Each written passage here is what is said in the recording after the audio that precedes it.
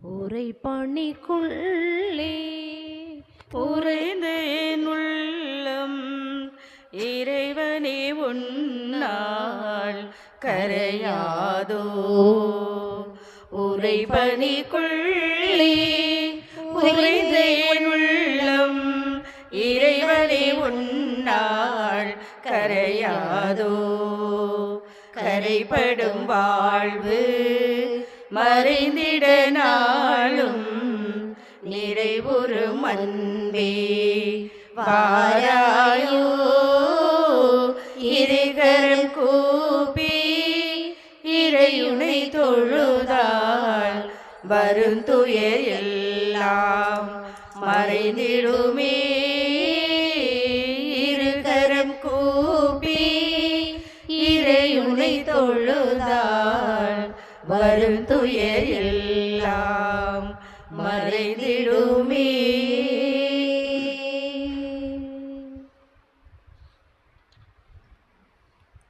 தந்தை மகன் தூயாவியார் பெயராலே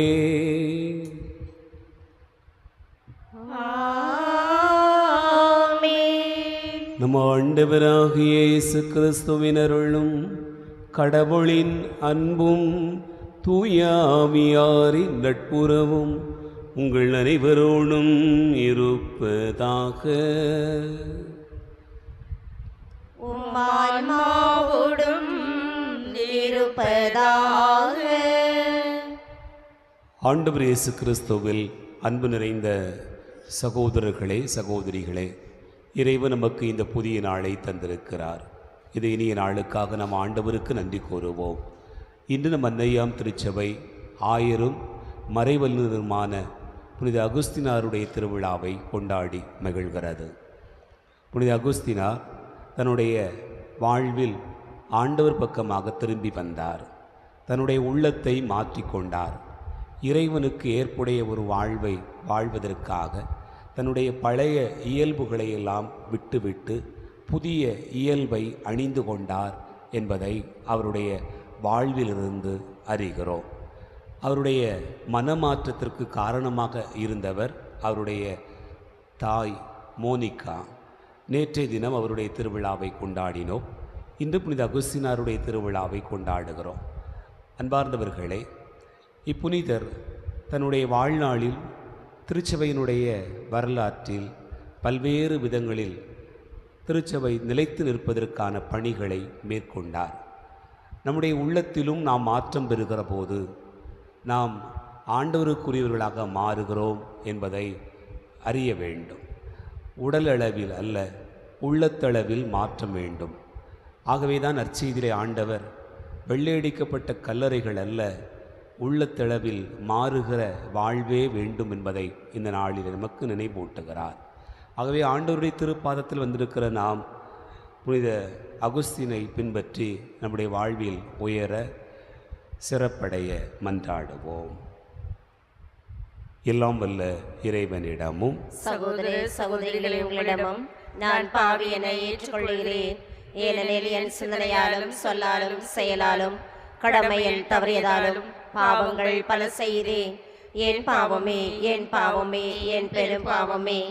ஆகையால் எப்பொழுதும் கன்னியான புனித மரியாதையும் வானதூதர் புனிதர் அனைவரையும் சகோதர சகோதரிகளே உங்களையும் நம் இறைவனாகிய ஆண்டவரிடம் எனக்காக வேண்டிக் கொள்ள மன்றாடுகிறேன். எல்லாம் வல்ல இறைவன் நம் மீது இரக்கம் வைத்து நம் பாவங்களை மன்னித்து நம்மை நிலைவாழ்வுக்கு அழைத்து செல்வாராக. ஆமென். ஆண்டவரே இரக்கமாயிரும். ஆண்டவரே இரக்கமாயிரும். கிறிஸ்துவே இரக்கமாயிரும். கிறிஸ்துவே இரக்கமாயிரும். ஆண்டவரே இரக்கமாயிரும். ஆண்டவரே இரக்கமாயிரும். மன்றாடுவோமாக. ஆண்டவரே, ஆயரான புனித அகுஸ்தினுக்கு நீரளித்த உளப்பாங்கை உமது திரு அவையில் புதுப்பித்தருள உம்மை வேண்டுகிறோம். நாங்கள் அதே உளப்பாங்கினால் நிரப்பப்பட்டு மெய்ஞானத்தின் ஊற்றாகிய உம்மீது மட்டும் தாகம் கொள்ளவும் உன்னத அன்பின் காரணராகிய உம்மையே நாடவும் அருள் புரிய வேண்டுமென்று எங்கள் ஆண்டவராகிய கிறிஸ்து வழியாக உம்மை மன்றாடுகிறோம்.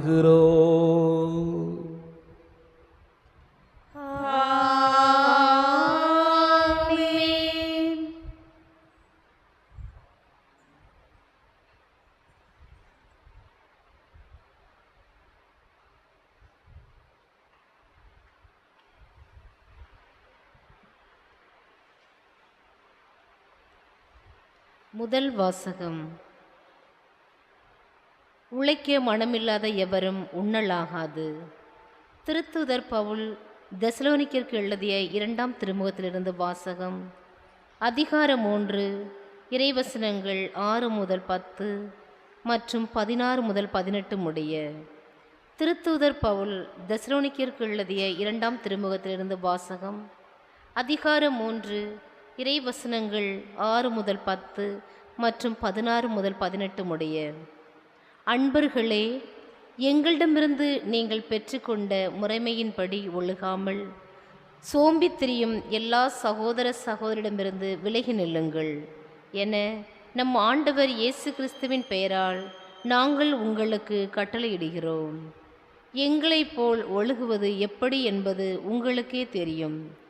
ஏனெனில் உங்களிடையே இருந்தபோது நாங்கள் சோம்பி திரியவில்லை, எவரிடமும் இலவசமாக நாங்கள் உணவருந்தவில்லை. மாறாக உங்களுள் எவருக்கும் சுமையா இராதபடி ராப்பகலாய் பாடுபட்டு உழைத்தோம். எங்களுக்கு வேண்டியதை பெற உரிமை இல்லை என்பதால் அல்ல, மாறாக நீங்களும் எங்களைப் போல் நடப்பதற்காக உங்களுக்கு முன்மாதிரி காட்டவே இவ்வாறு செய்தோம். உழைக்க மனமில்லாத எவரும் உண்ணலாகாது என்று நாங்கள் உங்களிடையே இருந்தபோதே உங்களுக்கு கட்டளை கொடுத்திருந்தோம்.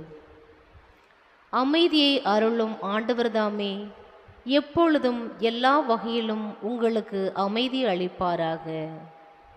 ஆண்டவர் உங்கள் அனைவரோடும் இருப்பாராக. இவ்வாழ்த்தை பவுலாகிய நான் என் கைப்பட எழுதுகிறேன். நான் எழுதும் திருமுகம் ஒவ்வொன்றுக்கும் இதுவே அடையாளம். இதுவே நான் எழுதும் முறை. நம் ஆண்டவர் இயேசு கிறிஸ்துவின் அருள் உங்கள் அனைவரோடும் இருப்பதாக. இது ஆண்டவர் வழங்கும் அருள்வாக்கு. பதிலுரை பாடல். திருப்பாடல் 128. பல்லவி. ஆண்டவருக்கு அஞ்சி அவர் வழி நடப்போர் பேறு பெற்றோர். ஆண்டவருக்கு அஞ்சி அவர் வழி நடப்போர் பேறு பெற்றோர். ஆண்டவருக்கு அஞ்சி அவர் வழிகளில் நடப்போர் பேறு பெற்றோர். உமது உழைப்பின் பயனை நீர் உண்பீர், நீர் நற்பேரும் நலமும் பெறுவீர். பல்லவி. ஆண்டவருக்கு அஞ்சி அவர் வழி நடப்போர் பேறு பெற்றோர். ஆண்டவருக்கு அஞ்சி நடக்கும் ஆடவர் இத்தகைய ஆசி பெற்றவராயிருப்பார். ஆண்டவர் சீயோனிலிருந்து உங்களுக்கு ஆசி வழங்குவாராக. உம் வாழ்நாளெல்லாம் நீர் எருசலேமின் நல்வாழ்வை காணும்படி செய்வாராக. பல்லவி.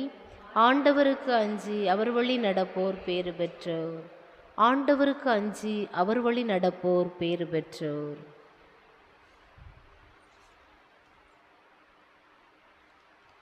அல்லேலூயா அல்லேலூயா அல்லேலூயா அல்லேலூயா அல்லேலூயா அல்லேலூயா.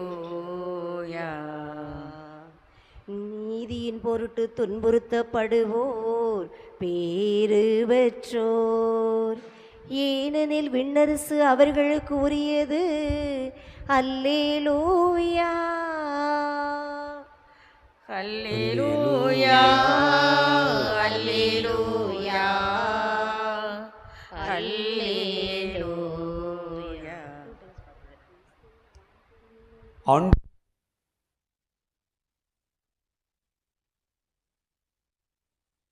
வாசகம். மத்தேயு நற்செய்தி அதிகாரம் 23 இறைவார்த்தைகள் 27 முதல் 32 முடிய. அக்காலத்தில் இயேசு கூறியதாவது: வெளிவேடக்கார மறைநூல் அறிஞரே, பரிசேயரே, ஐயோ உங்களுக்கு கேடு! ஏனெனில் நீங்கள் வெள்ளையடித்த கல்லறைகளுக்கு ஒப்பானவர்கள். அவை புறமே அழகாக தோற்றமளிக்கின்றன, அவற்றின் உள்ளேயோ இறந்தவர்களின் எலும்புகளும் எல்லா வகையான அழுக்குகளும் நிறைந்திருக்கின்றன. அவ்வாறே நீங்களும் வெளியே மக்களுக்கு நேர்மையாளராய் தோற்றமளிக்கிறீர்கள், ஆனால் உள்ளேயோ போலித்தனமும் நெறிகேடும் நிறைந்தவர்களாய் இருக்கிறீர்கள். வெளிவேடக்கார மறைநூல் அறிஞரே, பரிசேயரே, ஐயோ உங்களுக்கு கேடு! ஏனெனில் நீங்கள் இறைவாக்கினர்களின் கல்லறைகளை கட்டுகிறீர்கள், நேர்மையாளரின் நினைவு சின்னங்களை அழகுபடுத்துகிறீர்கள். எங்கள் மூதாதையர் காலத்தில் நாங்கள் இருந்திருந்தால் இறைவாக்கினர்களின் கொலைக்கு உடந்தையாக இருந்திருக்க மாட்டோம் என்கிறீர்கள். இவ்வாறு நீங்கள் இறைவாக்கினரை கொன்றவர்களின் வழிமரபினர் என்பதற்கு நீங்களே சாட்சிகள். உங்கள் மூதாதையர் செய்த கொடுமையின் அளவுக்கு நீங்களும் செய்து முடியுங்கள் என்றார். ஆண்டவரின் அருள்வாக்கு. கிறிஸ்துவே உமக்கு புகழ்.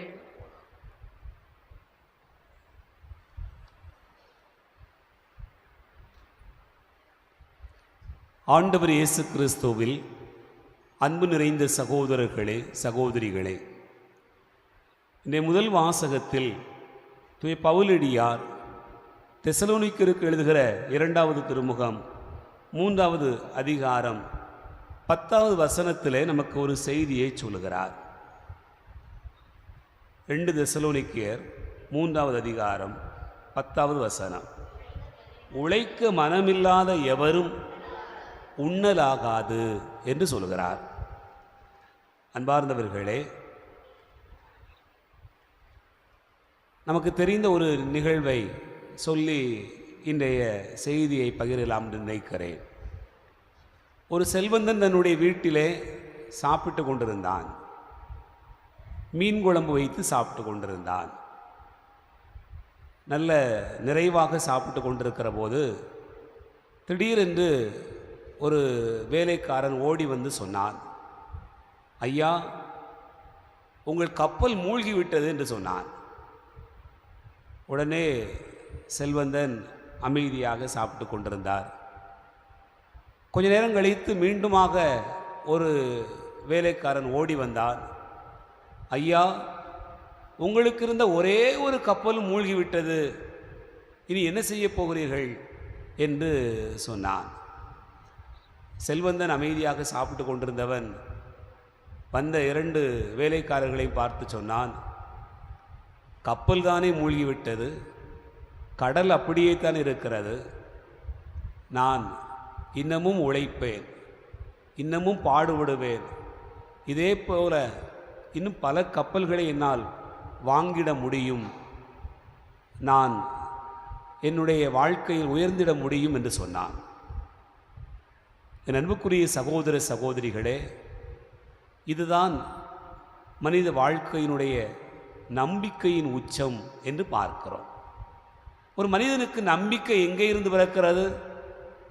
தூய பவுல் இன்றைக்கு சொல்கிறார், உழைப்பிலிருந்து தான் பிறக்கிறது. உழைக்காமல் யாரும் நம்பிக்கையோடு வாழ முடியாது. உழைத்தால் உங்களுக்கு நம்பிக்கை உண்டு. கடந்த காலங்களிலே பெரியவர்களை பார்த்து கேட்டால் என்ன சொல்லுவார்கள்? ஐயா, நீங்கள் எப்படி இருக்கிறீங்க? வயசாகி போச்சு, கொஞ்சம் சும்மா ஓய்வு எடுக்க வேண்டியதானே, சும்மா இருக்க வேண்டியதானே, ஏன் இந்த வேலையெல்லாம் பார்த்துக்கிட்டு இருக்கீங்க? ஃபாதர், நான் ஆண்டவரை பார்த்து கேட்குறது ஒன்றே ஒன்று தான், கடைசி வரைக்கும் நல்ல கையும் காலும் தெம்பாக கூடும் அப்படிங்கிறது தான். எதுக்கு? நம்மளே உழைச்சி நம்மளே பாடுபட்டு நம்ம வேலையை பார்த்து முடிச்சுக்கிடணும் ஃபாதர், யாரையும் நம்பி வாழணும்லாம் கிடையாது. என் அன்புக்குரிய சகோதர சகோதரிகளே, உழைப்பு ஒரு மனிதனுடைய வாழ்க்கையில் அவனை மானத்தோடு நிறைவோடு வாழச் செய்கிறார். உழைப்பு ஒரு மனிதனுடைய வாழ்க்கையில் அவனுக்கு நம்பிக்கை தருகிறார். அவன் மீதும் அவன் கொண்டிருக்கக்கூடிய கடவுள் மீதும் நம்பிக்கை தருகிறார். பாருங்க, கடவுள் நம்பிக்கை யாருக்கு இருக்கும்? அன்றாட உழைக்கிறவர்களுக்கு தான் அதிகமாக இருக்கும். சும்மா சோம்பி திரிகிறவர்களுக்கு கடவுள் நம்பிக்கை இருப்பதில்லை. நம்முடைய வாழ்க்கையில் இதை ஆழமாக உணர்ந்து கொள்ள முடியும். பவுல் இன்றைய முதல் வாசகத்தினுடைய ஒரு பகுதியில் 11வது வசனத்தில் ஒரு செய்தியை நமக்கு சொல்கிறார். நீ வாசிங்க. உங்களுள் சிலர் எந்த வேலையும் செய்யாமல் சோம்பேறிகளாக சுற்றித் திரிந்து பிறர் வேலையில் தலையிடுவதாக கேள்விப்படுகிறோம். அப்போது உழைக்கிறவங்களுக்கு அடுத்தவங்களை பற்றி யோசிக்கிறதுக்கும் பேசுகிறதுக்கும் நேரம் இருக்குமா? நிச்சயமாக இருக்கிறார். யார் அடுத்தவங்களை பற்றி அதிகமாக பேசிக்கிட்டு இருப்பாங்க? பவுலே சொல்லுகிறார், சோம்பி திரிகிறவர்கள் தான் அப்படி செய்வார்கள், உழைக்கிறவர்களால் அப்படி இருக்க முடியாது. அன்பார்ந்த சகோதர சகோதரிகளே, நாம் யார்கிட்டலாம் இருந்து விலகி இருக்கணும்னு விரும்பணும்?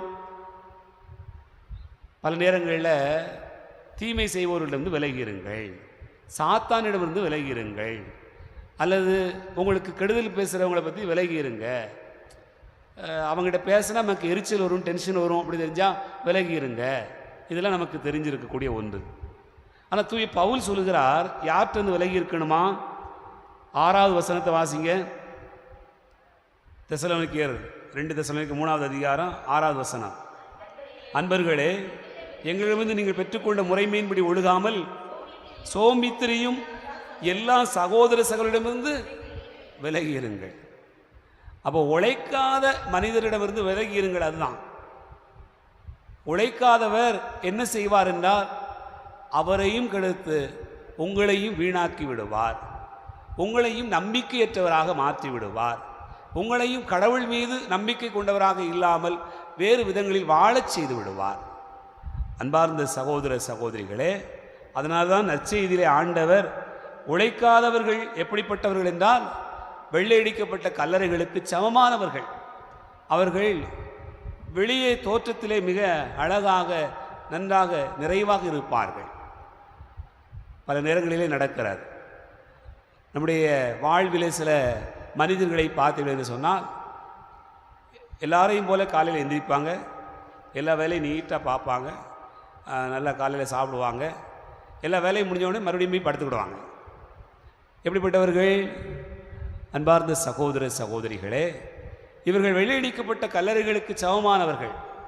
வெளியே எல்லாரையும் போல வேலைக்கு போவது போல தெரியும், ஆனால் உள்ளுக்குள்ளேயோ அவர்கள் அப்படி கல்லறைக்குள்ளாக என்ன கிடக்கிறதோ அவ்வளவு அழுக்குகளும் அவர்களுக்குள்ளாக நிறைந்து கிடக்கிறார். ஆகவேதான் உழைக்காதவர்களுக்குத்தான் இவ்வளவு குணங்களும் இருக்கும். உழைக்கிறவர்கள் நம்பிக்கை கொண்டவர்களாக இருப்பார்கள், ஆண்டவரை தேடுவார்கள், அடுத்தவர்களுக்கு உதவுவார்கள், தங்களுடைய வாழ்க்கையில் உயர்ந்து கொண்டே போவார்கள். நாம் உழைக்காமல் உண்ணலாகாது என்று தூய பவுல் சொல்கிறார். உழைத்து வாழ்வதற்கான நம்பிக்கையையும் உடல் பலத்தையும் ஆண்டவர் எப்போதும் நமக்கு தந்திட வேண்டுவோம். இறைவனை ஆசீர்வதிப்பார். ஆமீன். காணிக்கை தர நான் வருகின்றேனும், கரங்களில் என்னை தருகின்றேன். காணிக்கை தர நான் வருகின்றேனும், கரங்களில் என்னை தருகின்றேன். காணிக்கை தர நான் வருகின்றேன். என்னை கொடுத்தாலும் பயனில்லை, நான் என்னை கொடுக்காமல் பொருள் கொடுத்தால். என்னை கொடுத்தாலும் பயனில்லை, நான் என்னை கொடுக்காமல் பொருள் கொடுத்தால். என்னையேதானே கேட்கின்றாய், நான் என்னையே முழுவதும் தருகின்றேன். என்னையேதானே கேட்கின்றாய், நான் என்னையே முழுவதும் தருகின்றேன். சகோதர சகோதரிகளே, என்னுடையது உங்களுடையதுமான இந்த பலி எல்லாம் வல்ல தந்தையாக இவனுக்கு ஏற்றதாக்கும்படி செபியுங்கள். ஆண்டவர் தமது பெயரின் புகழ்ச்சிக்காகவும் மாட்சிக்காகவும் நம்ம நன்மைக்காகவும் புனித திரு அவை அனைத்து நலனுக்காகவும் உமது கையில் நின்று பலி ஏற்றுக்கொள்வாராக. ஆண்டவரே, எங்கள் மீட்பின் நினைவை கொண்டாடும் நாங்கள் உமது கனிவை பணிவுடன் வேண்டுகிறோம். அதனால் இந்த பரிவிரக்கத்தின் அருளடையாளம் எங்களுக்கு ஒற்றுமையின் அடையாளமாகவும் பிறர் அன்பின் பிணைப்பாகவும் அமைய வேண்டுமென்று எங்கள் ஆண்டவராகிய கிறிஸ்து வழியாக உம்மை மன்றாடுகிறோம்.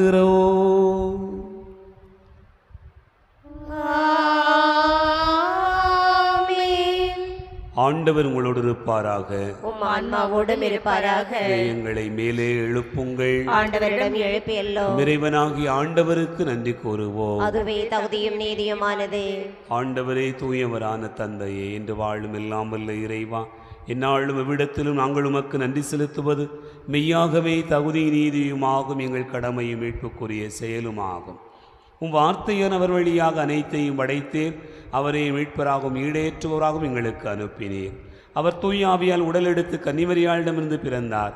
அவர் உமது திருவுளத்தை நிறைவேற்றி புனித மக்களை பெற்றுத்தர தம் கைகளை விரித்து பாடுபட்டார். இவ்வாறு சாவை வென்று உயிர்ப்பை வெளிப்படுத்தினார்.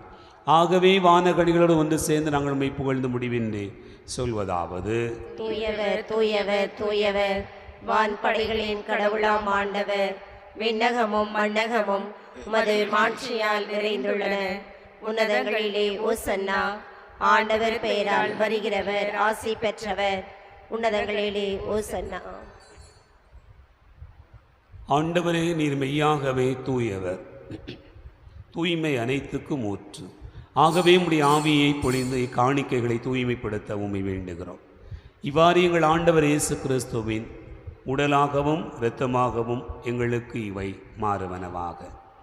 அவர் பாடுபட உளம்கனிந்து தம்மை கையளித்த போது அப்பத்தை எடுத்து நன்றி செலுத்தி அதை பிட்டு தம் சீடர்களுக்கு அளித்து அவர் கூறியதாவது: அனைவரும் இதிலிருந்து பெற்று உண்ணுங்கள், ஏனெனில் இது உங்களுக்காக கையளிக்கப்படும் என் உடல்.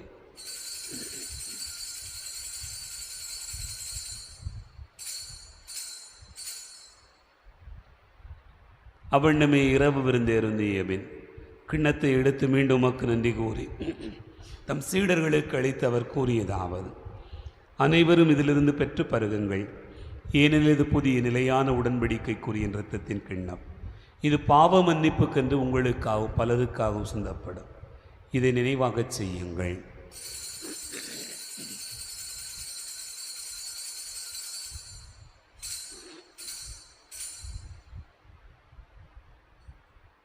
நம்பிக்கையின் மறைபொருள்.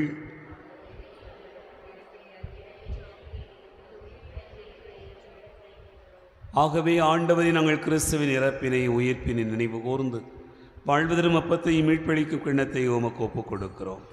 உம் திருமுனின்று ஊழியம் புரிய தகுந்தவர்களென எங்களை ஏற்றுக்கொண்டீர். எனவே உமக்கு நன்றி செலுத்துகின்றோம். மேலும் கிறிஸ்துவின் உடலில் மொத்தத்திலும் பங்கு கொள்ளும் எங்களை தூய ஆவியார் ஒன்று சேர்க்க வேண்டுமென உம்மை தாழ்மையுடன் மன்றாடுகிறோம். ஆண்டவரே, உலகெங்கும் பரவியிருக்கும் திரு அவையை நினைவு கூர்ந்தருளும். எங்கள் திருத்தந்தை பிரான்சிஸ், எங்கள் ஆயிரந்தோடி சாமி, எல்லா திருநிலையினராகிய அனைவரோடும் திரு அவை அன்பில் நிறைவு பெறச் செய்தருளும். உயிர்த்தெழும் எதிர்நோக்கோடு துயில் கொடுக்கிற எங்கள் சகோதர சகோதரிகளையும் இறந்தோர் அனைவரையும் இரக்கத்துடன் நினைவு கூர்ந்து உமது திருமுக ஒளியினுள் ஏற்றருளும். எங்கள் அனைவர் மீதும் இரக்கமாயிரும். கடவுளின் கன்னித்தாயான புனித மரியா, அவருடைய கணவரான புனித யோசேப்பு, புனித திருத்தூதர்கள், இவ்வுலகில் உமக்கு உகந்தவராய் இருந்தோராகிய புனிதரனையுடனும் நாங்கள் இலைவாழ்வில் பங்கு கொள்ளும் தகுதி பெற்று உம் திருமகன் இயேசு கிறிஸ்து வழியாக உம்மை புகழ்ந்தேத்து வரமருள உம்மை மன்றாடுகிறோம். இவர் வழியாக இவரோடு இவரில் எல்லாம் வல்ல இறைவனாகிய தந்தையே, தூயாவியாரின் ஒன்றிப்பில் எல்லா புகழும் ஆட்சியும் என்றென்றும் உமக்கு உரியதே.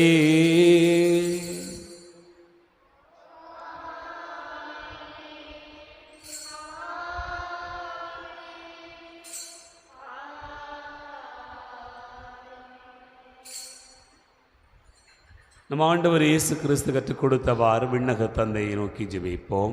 விண்ணுலகில் இருக்கிற எங்கள் தந்தையே, உமது பெயர் தூயதென போற்றப் பெறுக. உமது ஆட்சி வருக. உமது திருவுளம் விண்ணுலகில் நிறைவேறுவது போல மண்ணுலகிலும் நிறைவேறுக. எங்கள் அன்றாட உணவை இன்று எங்களுக்கு தாரும். எங்களுக்கு எதிராக குற்றம் செய்வோரை நாங்கள் மன்னிப்பது போல எங்கள் குற்றங்களை மன்னியும். எங்களை சோதனைக்கு உட்படுத்தாதேயும், தீமையிலிருந்து எங்களை விடுவித்தருளும். ஆண்டவரே, தீமை அனைத்திலிருந்தும் எங்களை விடுவித்து எங்கள் வாழ்நாளில் அமைதியை கனிவுடன் அருள உம்மை மன்றாடுகிறோம். உமது இரக்கத்தின் உதவியால் நாங்கள் பாவத்திலிருந்து எப்போதும் விடுதலை பெற்று யாதொரு கலக்கமுமின்றி நலமாயிருப்போமாக. நாங்கள் எதிர்நோக்கி இருக்கும் பேரின்பத்துக்காகவும் எம் மீட்பராக இயேசு கிறிஸ்துவின் வருகைக்காகவும் காத்திருக்கின்றோம். ஏனெனில் ஆட்சியும் வல்லமையும் ஆட்சியும் என்றென்றும் உமதே. ஆண்டவரே இயேசு கிறிஸ்துவே, அமைதியை உங்களுக்கு விட்டுச் செல்கிறேன், என் அமைதியை உங்களுக்கு தருகிறேன் என்று திருத்தூதர்களுக்கு மொழிந்தீரே. எங்கள் பாவங்களை பாராமல் உமது திரு அவை நம்பிக்கையை கண்ணோக்கி உமது திருவுளத்திற்கு ஏற்பதற்கு அமைதி ஒற்றுமையும் அளித்தருள்வீராக. என்னென்று வாழ்ந்து ஆட்சி செய்கின்றவர் நீரே. ஆமென். ஆண்டவருடைய அமைதி உங்களோடு இருப்பதாக, உம் ஆன்மாவோடும் இருப்பதாக. ஒருவருக்கொருவர் அமைதியை பகிர்ந்து கொள்வோம். உலகின் பாவங்களை போக்கும் இறைவனின் செம்மறியே எங்கள் மேல் இரக்கமாயிரும். உலகின் பாவங்களை போக்கும் இறைவனின் செம்மறியே எங்கள் மேல் இரக்கமாயிரும். உலகின் பாவங்களை போக்கும் இறைவனின் செம்மறியே எங்களுக்கு அமைதி அளித்தருளும்.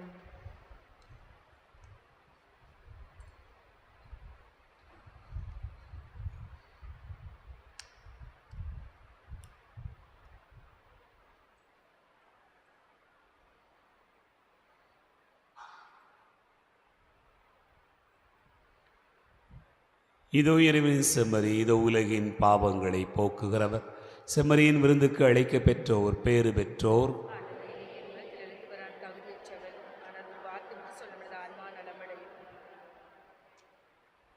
கிறிஸ்துவின் துளத்துமை காத்திருத்திய வாழ்வளிப்பதாக.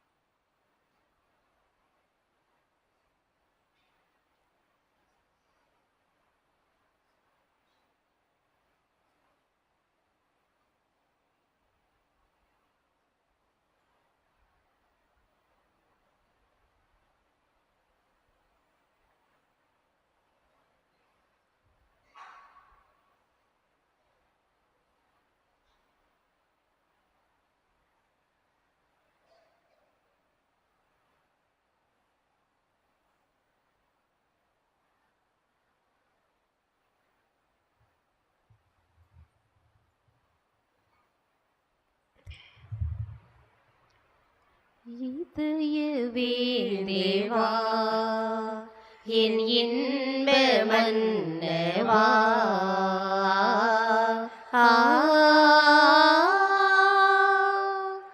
இதயவே தேவா, என் இன்ப மன்னவா,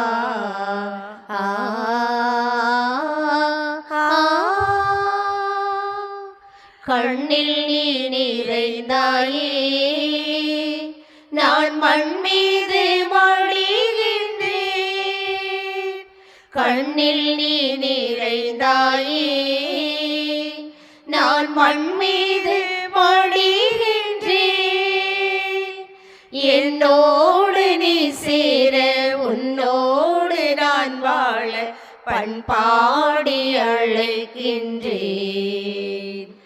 என்னோடு நீ சேர, உன்னோடு நான் வாழ பண்பாடி அழைக்கின்றேன். இதயவே தேவா, என் இன்ப மன்னவா,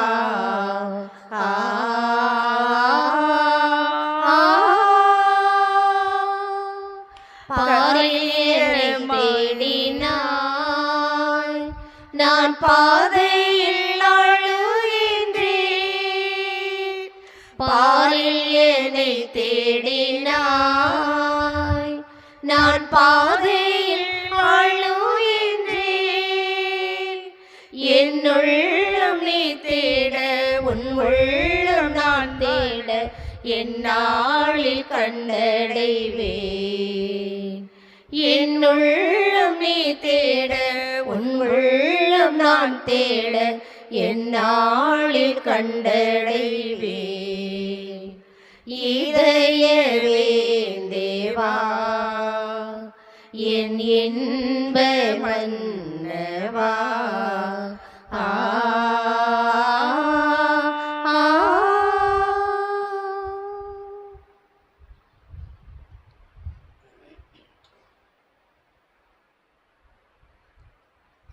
மன்றாடுவோமாக.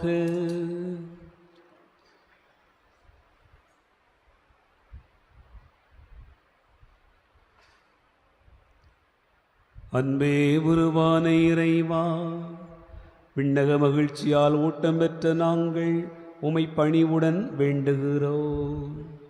புனித அகஸ்தினின் எடுத்துக்காட்டால் நாங்கள் இவ்வுலகில் உம்மீது கொண்ட அன்பினால் தொடர்ந்து வளரவும் விண்ணக மாட்சியை என்றும் அடையவும் செய்தருள வேண்டும் என்று எங்கள் ஆண்டவராகிய கிறிஸ்து வழியாக உம்மை மன்றாடுகிறோம்.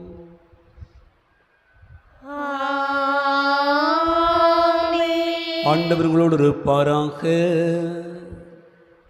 உம் ஆன்மாவோடும் இருப்பாராக. எல்லாம் வல்ல இறைவன் தந்தை மகன் தூயாவியார் உங்களை ஆசீர்வதிப்பாராக.